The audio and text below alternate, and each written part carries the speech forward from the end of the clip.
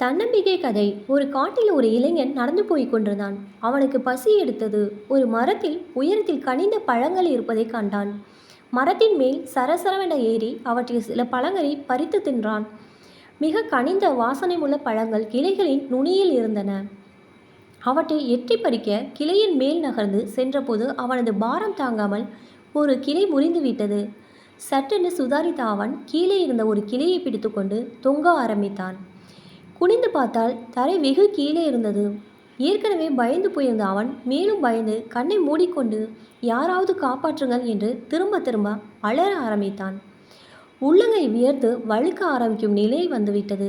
தற்செயலாக அப்போது அந்த பக்கம் ஒரு முதியவர் வந்தார். மரத்தில் தொங்கிக் கொண்டிருந்தவனை பார்த்தார்.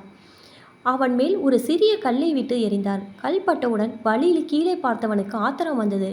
பெரியவரே, உதவ சொன்னால் கல்லால் அடிக்கிற அறிவில்லையா உமக்கு என்று கோபத்துடன் கேட்டான். பெரியவர் பதில் பேசாமல் மற்றொரு சிறிய கல்லை எடுத்து அவன் மேல் எறிந்தார்.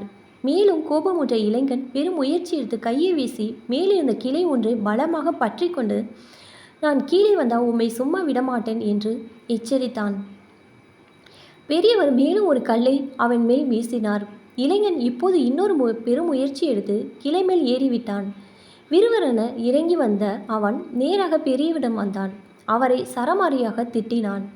ஏன் அப்படி செய்தீர்கள்? உம்மை நான் உதவிதானே கேட்டேன் என்றான். பெரியவர் அமைதியாக சிரித்துக்கொண்டே, தம்பி, நான் உனக்கு உதவிதான் செய்தேன் என்றார். இளைஞன் திருன்னு முழித்தான். பெரியவர் விளக்கினார். நான் உன்னை முதலில் பார்த்தபோது நீ பயத்தால் உடைந்து போயிருந்தாய். உன் மூளை வேலை செய்யவில்லை. நான் கல்லை விட்டு எறிந்ததும் பயம் மறைய ஆரம்பித்து நீ என்னை எப்படி பிடிப்பது என்று யோசிக்க ஆரம்பித்தாய்.